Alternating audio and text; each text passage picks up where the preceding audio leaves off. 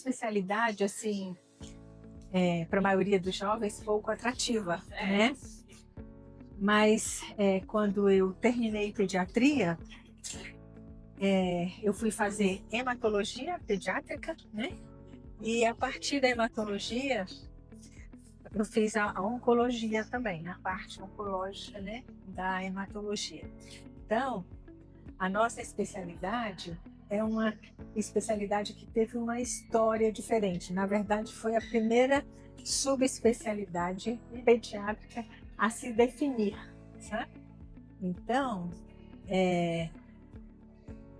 começou a oncologia pediátrica assim, médicos clínicos é que se tornaram os primeiros pesquisadores quando eles começaram a utilizar substâncias, né, antimetabólicas para tratar a leucemia da criança, que naquelas décadas passadas, ali antes da década de 50, era uma doença irremediavelmente fatal e pouco se conhecia. E eles então começaram a testar essas drogas, e isto foi o início da poliquimioterapia sistêmica no tratamento dos cânceres na criança. Então, a nossa especialidade nasceu assim, né, da união da ciência laboratorial com a ciência clínica. E isso chamou atenção naquelas décadas, né, dos órgãos, né, governamentais da americano, e eles começaram a fazer unidades de oncologia pediátricas linkadas à pesquisa. E entenderam, e algumas coisas nós aprendemos desse início da nossa especialidade, né? Primeiro, que como são doenças raras, você tem que centralizar o cuidado. E quando você centraliza, você aumenta a velocidade da expertise nessas questões, muito mais rápida, né? A velocidade de aprendizado é muito maior. Segundo, que a gente tem que estar linkado à pesquisa com dados clínicos, não é?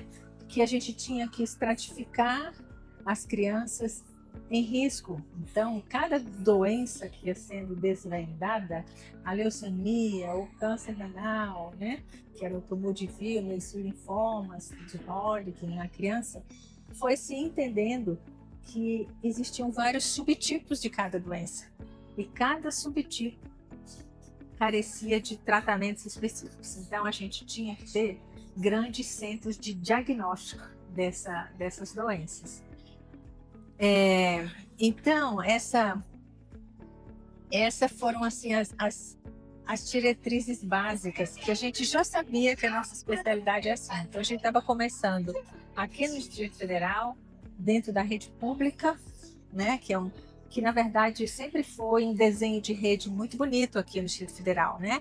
Ele se assemelhava até à rede pública, né, do Reino Unido, assim, em termos de hierarquizar as doenças, né, em atenção primária, secundária, terciária. Então, na verdade, o desenho era muito interessante. Então, a gente inicia no hospital de base, o grande hospital de atenção, mas era um hospital de adultos, né? Era o grande pronto-socorro da cidade. E ali nós iniciamos a fazer a especialidade de oncologia pediátrica, que carecia de cuidados especiais, de atenção especial, de criar centro de diagnóstico que tivesse linkado à pesquisa e formar a equipe multidisciplinar, porque nós não conseguimos ser um médico só, um oncologista tratando as crianças.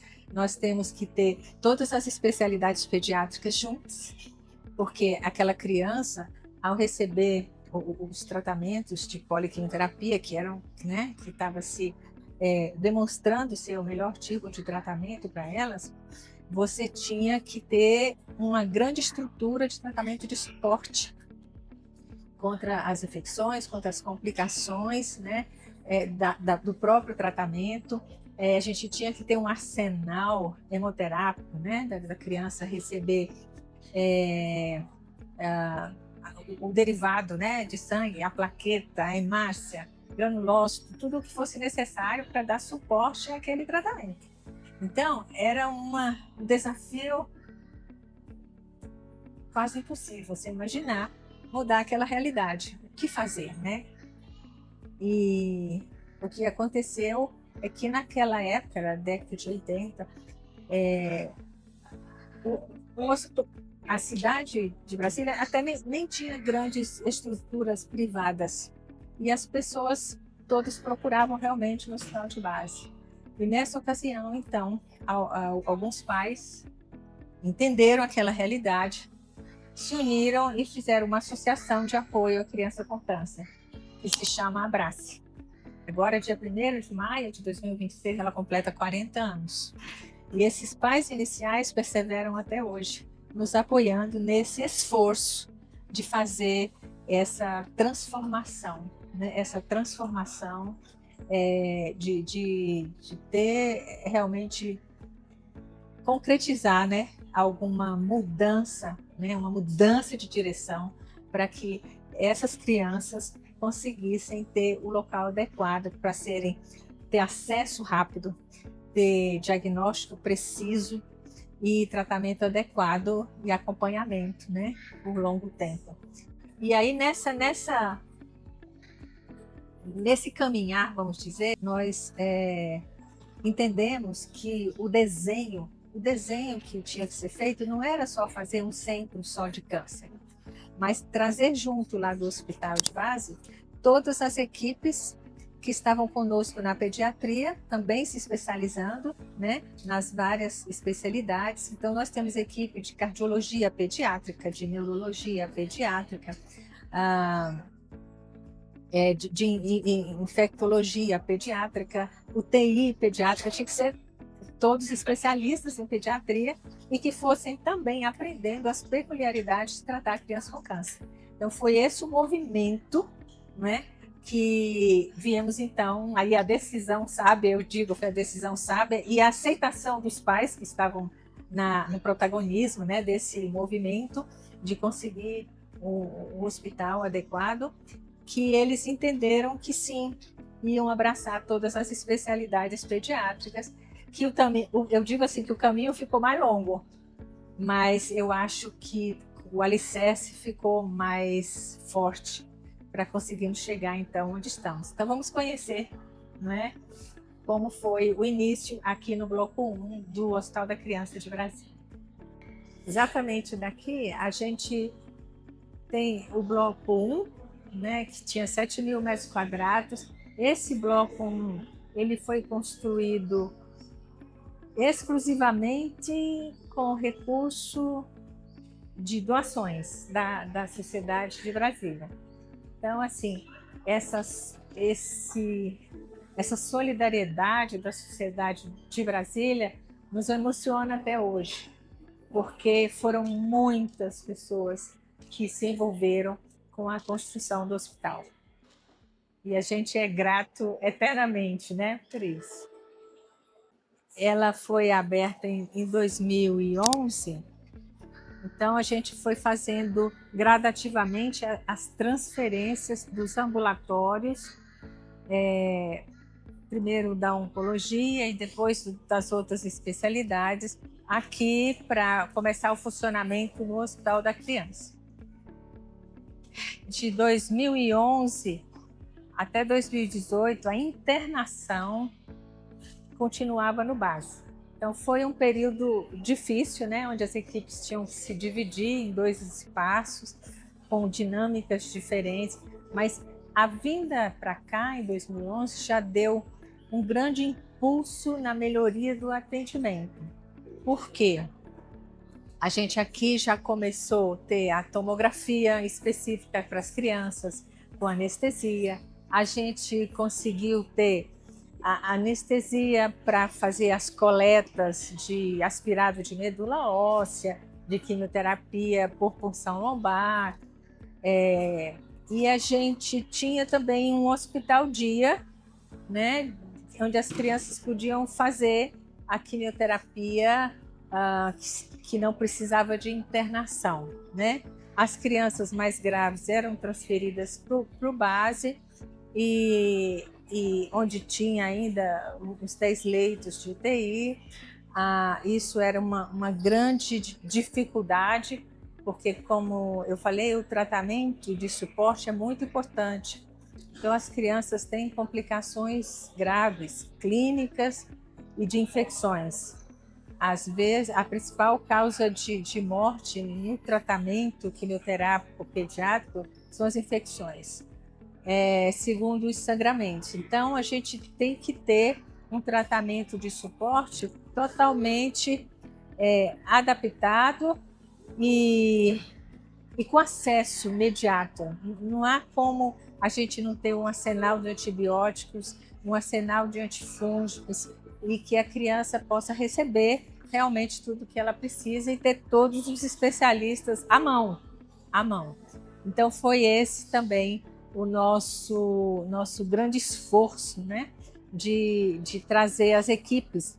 Então achamos hoje que essa escolha de vir todas as equipes das especialidades foi realmente acertado, no sentido de que, como se centraliza o cuidado, o tratar com a criança com câncer para o cardiologista, para o infectologista, para o intensivista, ficou uma coisa natural e todos se preocupando em cada vez fazer melhor, aprender mais para melhor tratar.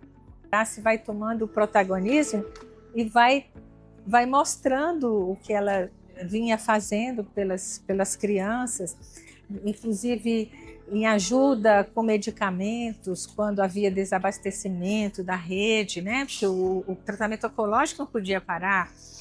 E elas conseguiram também ter uma casa de apoio para hospedar as crianças que vinham de fora do Distrito Federal, porque no passado nós tínhamos muito abandono de tratamento. A criança chegava, recebia o primeiro tratamento, quando começava na parte ambulatorial de vir e voltar, elas não tinham estrutura social de amparo e voltavam para a sua cidade. Isso para nós era trágico, porque havia recaída do câncer e a nossa primeira chance é a chance de realmente se tratar correto e alcançar a cura. Se você deixar ter recaída, as chances realmente diminuem. E aí, aqui a gente mais ou menos fotografou, não é? Como os voluntários, né, foram se agregando e a gente começou a organizar a operação mesmo do hospital, né? Os pais fundadores da Abrace e depois Hilda Pelis, ela que deu esse grande impulso na sociedade, né, para dentro do hospital, para conhecerem o projeto e se envolverem. Então, aqui, em 2011, 23 de novembro, que era o Dia Nacional de Combate ao Câncer, que abre as primeiras portas e os ambulatórios começam a funcionar aqui no Hospital da Criança. E as crianças, elas vêm e elas recebem primeiro um acolhimento de enfermagem, onde fazem medidas antropométricas. Olá, deixa aqui a gente conhecer, né? Então, a técnica de enfermagem recebe a criança. Isso é importante porque as crianças não podem ter contato com doença infecciosa. Então, ela olha, né? Pesa, mede sinais vitais e também já consegue perguntar se a criança teve febre, se a criança oncológica teve alguma febre, para identificar alguma coisa, para não ficarem juntos em salas de espera. Então, esse é o acolhimento de enfermagem. O trenzinho vai levando. Então, aqui a gente está entrando na estação Pampa. Então, toda a ambientação traz a fauna e a flora, né, dos Pampas. E aqui onde funciona mais as crianças de especialidades que têm imunossupressão. Então, aqui a gente atende os transplantados de fígado e a oncologia, a nefrologia. Eu vou te mostrar um pouco do ambulatório. Ficou marcado nas paredes, então, as doações, os doadores aqui na parede do bloco 1.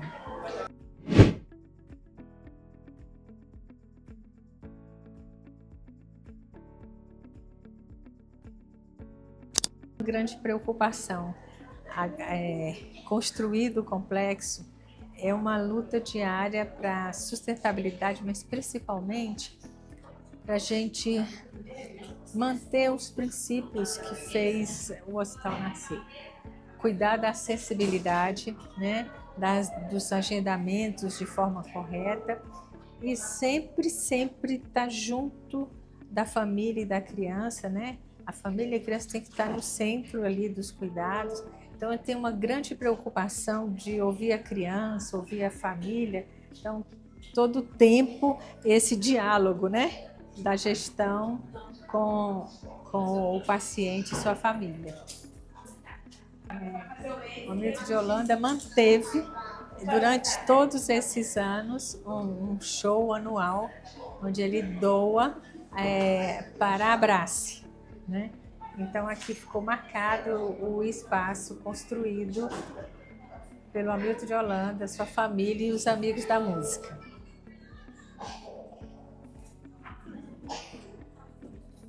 A gente tenta ir marcando por blocos de horário para não ter grandes aglomerações. A maioria das vezes a gente consegue, né?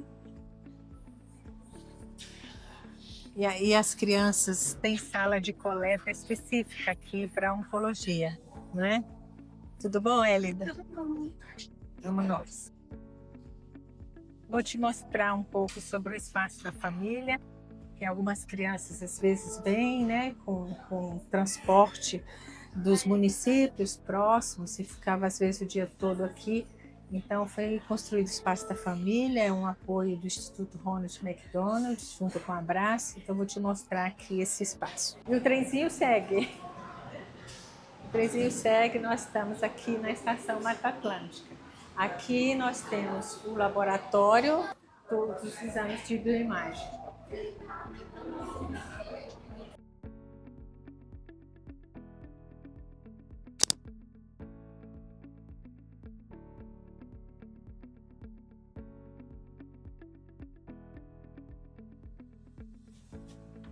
Olá, bom dia, tudo bem? Espaço, né, que as crianças chegam e às vezes elas têm mais de um atendimento, né?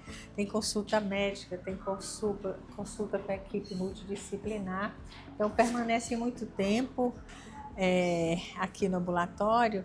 Você quer mostrar? E Abrace e o Instituto Ronald, né? Que são os grandes com o Instituto Ronald. Normalmente eu passo aqui fim de tarde, eu já não tenho os menininhos.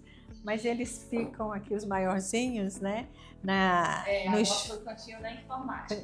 Olha, é bonitinho. Tem 2 computadores e 2 PS. O público mais jovem. 2 computadores, eles ficam ali numa alegria sem fim. Tem o cineminha, Tem né? o cinema. Os pequenininhos brincam aqui. Temos o espaço para servir um lanche à família. Normalmente tem o lanchinho, né? Tem esse cantinho da paz, a família fica mais reservada, né? São 3 poltronas. E temos os leitos estão ocupados. Não pode. E o leito tem estrutura para receber até 2 famílias. Isso. Assim, porque como eles vêm de fora, às vezes saem muito cedo de casa, tem como dar um banho na criança, descansar um pouco. É muito importante, né? Acolhida, né? Ter vocês por aqui. Obrigada. Vamos seguir.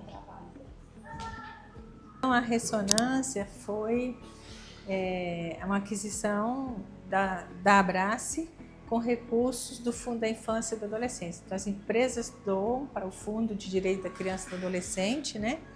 E para este projeto, foi uma arrecadação de alguns anos, mas hoje nós temos um equipamento de boa qualidade, com acesso à anestesia, né? E foi realmente uma mudança importante na qualidade do atendimento aos protocolos de tratamento e acompanhamento, né? Principalmente para as crianças com tumores do sistema nervoso central, que após o processo cirúrgico precisavam de ser avaliados com ressonância, e agora, felizmente, graças a esse esforço, a gente segue à risca os protocolos o equipamento é realmente de boa qualidade. Vamos entrar agora na Amazônia.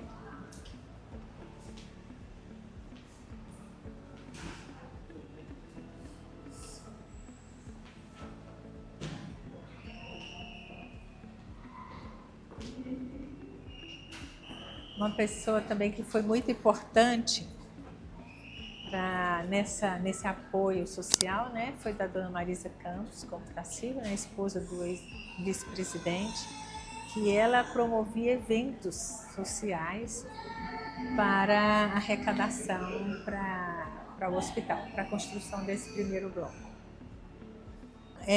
São 2 salas de unidade de terapia endovenosa, onde as crianças que podem fazer terapia assim, em hospital dia, vêm para cá, faz a consulta e aí eles tomam as medicações aqui. Esse é um grande apoio, né, que você evita, né, internações desnecessárias.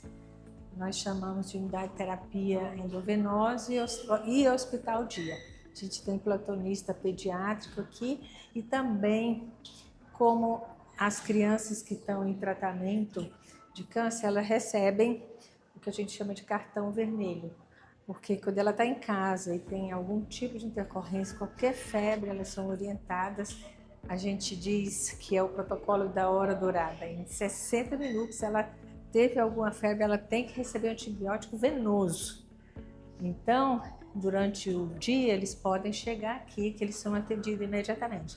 Desde a recepção, as meninas têm um script de perguntar: é oncológico, fez quimioterapia, teve febre, que é para vir na linha vermelha, para cá, e recebem, faz o exame de sangue e imediatamente já se providencia o uso do antibiótico. Isso é uma prática extremamente importante.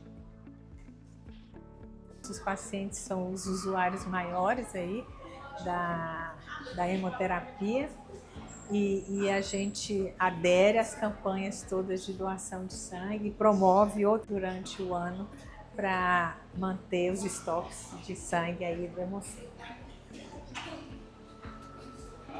Chamava a construção, né? No tempo da construção, isso aqui funcionando, e tinha a portinha para a construção e a gente vinha com as equipes. As equipes acompanhavam a obra, né? E a gente chamava que isso aqui era a porta da esperança. Então aqui é a área de internação, é uma grande coluna vertebral onde se abrem os eixos de internação. Temos salas de apenas um leito e salas de 2 leitos no máximo. E nós separamos não assim por especialidades, mas o grupo de especialidades clínicas, né? E a gente identifica as áreas pelos os animais, que aqui era exatamente a parte do litoral. Então, aqui é a unidade da baleinha. Ali é o golfinho. Então, a gente diz assim, ele está no golfinho no leito tal, ele está na baleinha no leito tal. Então, aqui são as especialidades clínicas. Os voluntários estão presentes, você pode pegar esse grupo de voluntários. E significam para nós a sociedade presente, né? Então, você vê jovens, né, e adultos de todas as idades aderem, querem estar aqui presente, o aventalzinho da abraço, e cada um tem uma atividade a fazer. Amigos do leito, tem assim um hall de atividades onde as pessoas aderem para ter uma atividade aqui. Atividades cirúrgicas, né? A gente tem a cirurgia pediátrica, nós temos a neurocirurgia, a cirurgia torácica.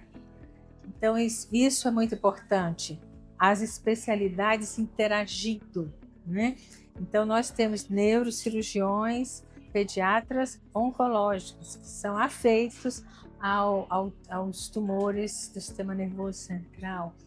Então, assim, essa interseção, esse link, essa parceria. Então, toda sexta-feira, um exemplo, o grupo de tumores do sistema nervoso se reúne 1h da tarde para discutir todos os casos novos. Então, tem o neurocirurgião, o neuroradiologista, o oncologista clínico, a geneticista, a fisioterapeuta. Então, essa integração, eu acho que é o grande marco assim, do desenho aqui do Hospital da Criança. Aqui é a ala da oncohematologia.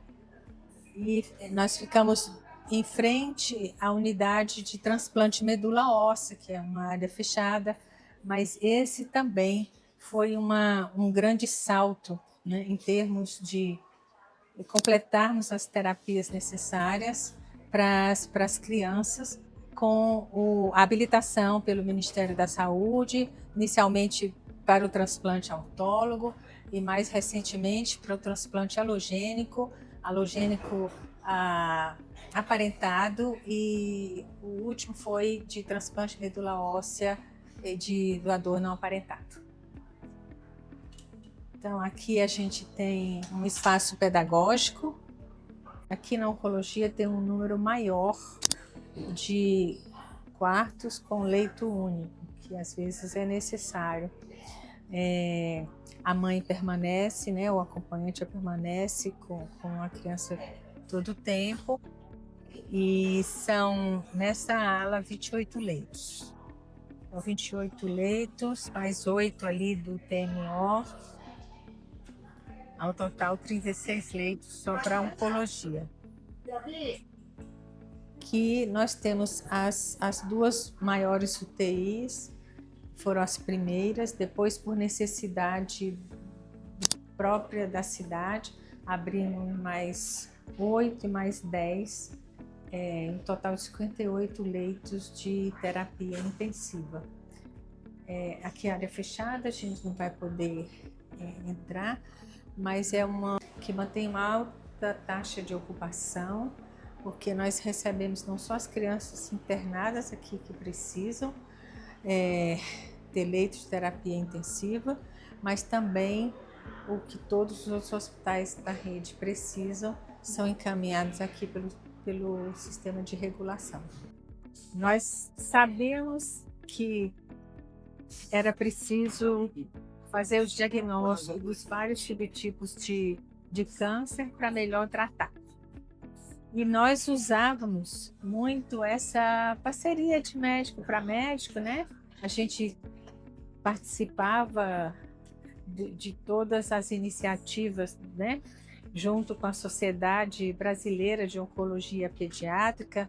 Por 3 gestões eu participei como vice-presidente da sociedade, entendi o problema, passo a entender as dificuldades e problemas igual nós passamos, que ainda tínhamos muitos desafios pela frente. Então, a gente participando bastante dessa questão, e a gente conseguiu algumas parcerias, principalmente com um programa de diagnóstico molecular das leucemias infantis, implantado lá no Centro de Pesquisa do INCA, pela doutora Maria do Socorro Pombo, e nós construímos uma parceria muito importante que por muitos anos conseguiu fazer os diagnósticos das nossas crianças. No entanto, o interessante foi isso, é que ela passa a tecnologia para nós, e a gente nessa luta, quando estava no Hospital da Criança, lutamos para ter uma diretoria de ensino e pesquisa, e essa diretoria vem trazendo estrutura administrativa, e que essas parcerias ficaram mais organizadas, vamos dizer. E depois nós começamos a ter capacidade de aplicar nos projetos de pesquisa, né, das instituições de fomento, e eu vou lhe mostrar então o Laboratório de Pesquisa Translacional, onde, através das perguntas de pesquisa e desses recursos, é possível também diagnosticar as crianças para melhor tratá-las. A biblioteca, acesso, né, às mídias necessárias, tem um grande auditório de 120 lugares, tem a sala de simulação realística para o aprendizado e salas de aula, tem uma gerência de ensino e uma gerência de pesquisa. Nós estamos com as residências das especialidades, já todas acontecendo aqui, e ainda estágios e cooperações com várias universidades aqui no país. Em 2020, nós nos tornamos membros do movimento global para o câncer infantil, que foi protagonismo da Organização Mundial de Saúde, e que o hospital americano, o St. Jude Children's Research Hospital, protagoniza, e a ideia é que capacitem todos os profissionais em todos os países para que consiga-se, ao final, uma melhoria da sobrevida no mundo inteiro. E nosso planejamento Abrace Sempre Presente.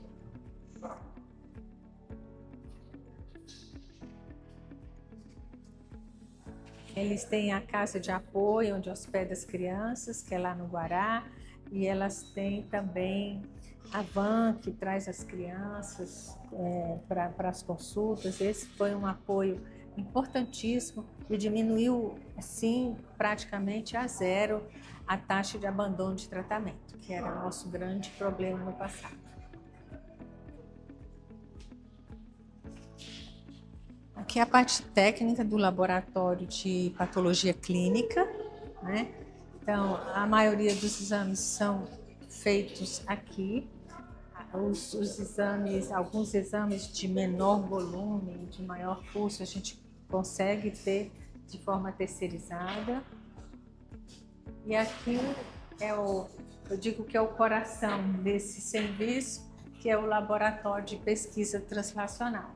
Essas, então, são as instituições que cooperam com esse laboratório, a começar pela Abrace. Os primeiros equipamentos foram todos adquiridos pela Abrace, dentro dos projetos dos MAC Dia Feliz, né? E então entra aí o Instituto Ronald McDonald e depois as instituições de fomento. E uma coisa muito importante também foi, a partir de 2020, foi essa Aliança Marte. Então, aliás, através dessa aliança de instituições brasileiras, que foi coordenada pelo Hospital de Amor, que chama agora, lá de Barretos, nós nos unimos para a melhoria geral de cada instituição, e temos essa parceria também com o Hospital St. Jude. Então, no laboratório, nós começamos com a citometria de fluxo, que eu vou te mostrar. Então, ela consegue fazer os diagnósticos imunofenotípicos das leucemias, porque elas carecem de tratamentos diferentes. Esse é o citoma de fluxo, de 8 cores, né? Estamos com o novo sendo validado aqui, de 12 cores. O que ele consegue fazer, além do diagnóstico inicial do subtipo de leucemia? ele consegue medir a doença residual mínima. Então, normalmente você começa a fazer o tratamento da leucemia, no D15 de tratamento você mede o que é possível detectar de doença residual mínima, que às vezes você não vê ao microscópio. Então, isso é importante porque você classifica a resistência daquelas células à quimioterapia e você estratifica as crianças em risco de tratar mais ou menos. Então, isso aqui é fundamental. Foi a partir desse equipamento, esse primeiro foi adquirido também pela Andras, a gente conseguiu participar ativamente dos protocolos, né, nacionais e os internacionais. Ricardo é o biólogo responsável pelo laboratório, biologista molecular. Eu digo para ele que eu nunca vi um biólogo tão médico, tão clínico. E ele vai nos ensinando todo dia as peculiaridades do laboratório, quais são os erros pré-analíticos que a gente não ocorra neles, né? E a gente tem aplicado, né, para nos editais de pesquisa e estamos tendo sucesso, né? E isso é recurso para que a gente consiga manter as pesquisas aqui e automaticamente, como já diz o nome do laboratório, né, fazer a translação para a clínica. Isso é que é fantástico nessa parceria. Que é o biobanco, onde as amostras são criopreservadas.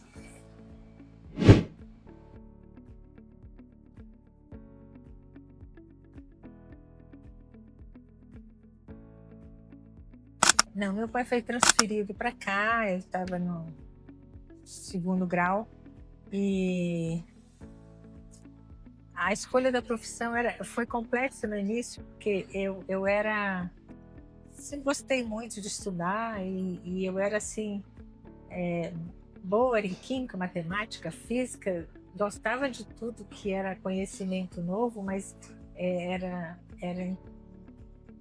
muito, gostava bastante das exatas, né, de ciências exatas. E aí era natural que, né, os colegas, não, mas você vai fazer engenharia, não sei o quê. E no final, na decisão final, eu optei pela medicina.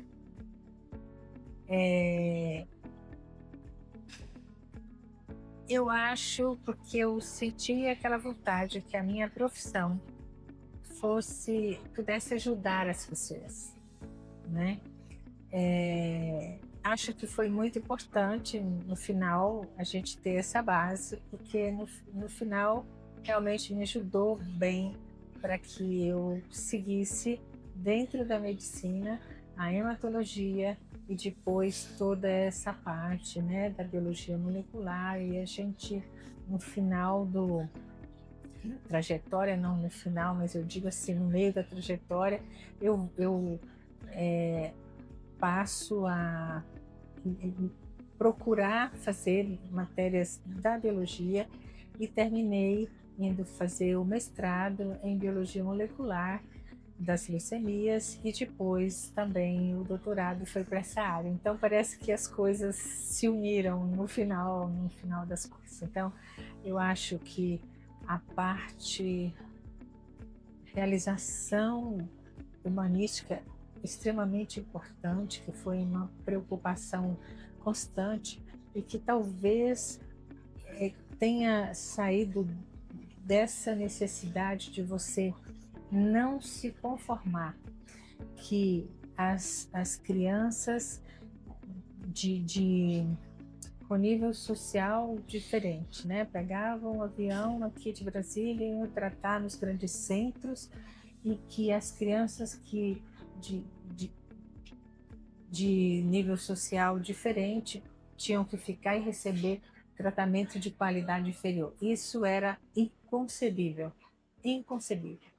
Então, o propósito de vida era transformar essa realidade e conseguir trazer aqui para o Distrito Federal tudo que a ciência trazia e a gente conseguir trazer e dar acessibilidade as crianças aqui do SUS.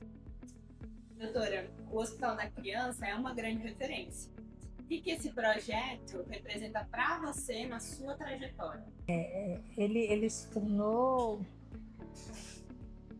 propósito de vida, grande energia, né? De transformar. Na verdade, eu digo, talvez essa capacidade de juntar as pessoas, porque esse projeto não é um projeto de uma só pessoa, né? Era realmente conquistar as pessoas para este propósito, né? E a ele que a gente dedicou de executar para que a gente conseguisse de fato, né? Um dia ter um SUS que dá certo, um SUS que realmente promove equidade, né? Justiça, né? Dignidade para todos. Doutora, teve alguma descoberta, algum caso que marcou muito você? Sim, claro. Entre eles, assim, um dos mais, acho que fascinantes e que eu digo que foi muito importante, porque foi nele que eu vi a importância de você ter um médico que pensa cientificamente, que aprofunda, porque a gente teve, assim, em 98, né, um caso de um bebê era um pretermo e nós fomos chamados para ver, e a criança estava lá com 300 mil leucócitos, se olhava, era um quadro de leucemia no bebê. Se não seria uma leucemia congênita, isso existia, mas quando a gente coleta os exames diagnósticos, a criança apresentava uma trissomia do 21, mas ela não tinha fenótipo de síndrome de Down, de criança com trissomia 21 constitucional. E aí, naquele dia, a geneticista, na hora que fez, falou assim, olha, na literatura, acho que tem 6 casos de crianças não Down que fazem leucemia. E essa leucemia do Down, nesse período neonatal, é uma leucemia que é transitória. Você normalmente não trata porque ela desaparece, é uma raridade isso. E só 20% deles, mais tarde, 1 ano e meio ou 2 anos depois dessa primeira remissão, é que fazem um tipo de leucemia mesmo que precisa tratamento. E aí isso era 98. A gente resolveu optar por isso e realmente era um caso de uma leucemia transitória em criança não Down. Então foi o 6º caso no mundo, né, de descrição disso aí, nós publicamos também. Muito bem, e a gente lá naquele tempo, ainda no hospital de base, a gente preservava as amostras no freezer menos 80, lá da agência transfusional. Vamos lá em 98, lá em 2005, a gente começa a estudar, porque em 2002 sai uma descoberta de que essa leucemia da criança com síndrome de Down, que acontecia exatamente aos 2 anos, era relacionada com essa transitória e tinha um gene envolvido, que era o gene GATA1. E aí foi todo o tema do meu doutorado depois. E foi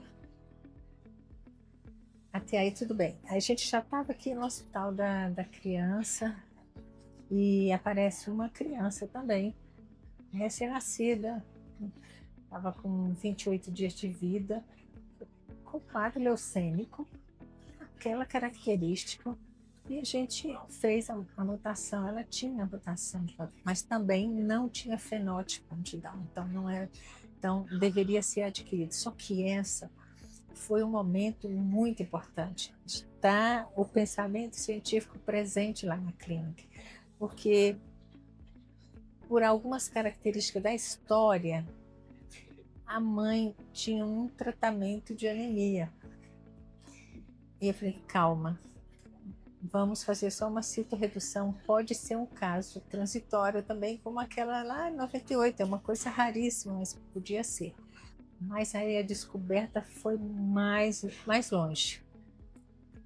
É que esta criança, essa segunda criança, ela tinha essa mutação no gene GATA1 de forma constitucional. A mãe tinha também. Então foi o primeiro caso no mundo, né? E ela induziu a leucemia transitória e foi assim, de você pensar, não inicia a quimioterapia. Ela pode ser uma transitória e era também. Então, esses dois casos foram extremamente marcantes e eu acho que exemplifica, né, a importância da ciência estar presente de forma, né, profunda, né, na clínica, principalmente num contexto assim como esse de doenças raras e complexas. Foi até um convite, né, do nosso também acadêmico falecido, doutor Oscar Moren, falou, olha, você... Aí no primeiro convite eu falei, doutor, não tenho tempo nem de fazer a submissão, porque estava assim nessa... Aí ele falou, não, tudo a seu tempo. E mais dois anos depois ele insistiu, né, que a gente aplicasse. E assim, hoje eu me sinto muito honrada de fazer parte, né? Eu participo das reuniões e sei que ali tem pessoas que, como eu, assim, tiveram ideais diferentes e se dedicaram realmente à medicina de verdade. Então é uma honra muito grande fazer parte da academia. Uma mensagem que você queria deixar para os futuros médicos? É que a escolha da medicina é uma entrega. E o princípio básico é exatamente isso, você dá tudo de você para o conhecimento. Eu acho que talvez essa minha busca de conhecer, essa sede era essa, eu tinha que ter certeza de que eu estava lá na linha do conhecimento e que eu conseguia dar para meus pacientes aquilo que melhor a ciência trazia naquele momento. Então, essa certeza tem que nos perseguir. Então, essa busca tem que ser constante. Então, o gostar de estudar e ter a sensibilidade também de ouvir, de olhar, né? Sempre falei para os meus residentes, o pediatra, ele tem que saber ouvir. Tem que saber ouvir a mãe, tem que saber a avó, a gente tem que ouvir o técnico de enfermagem que está com a criança, que passa mais tempo ali com ela, né? Então, desenvolver essa capacidade da escuta, né? E a sensibilidade de escutar e a busca do conhecimento constante. Isso.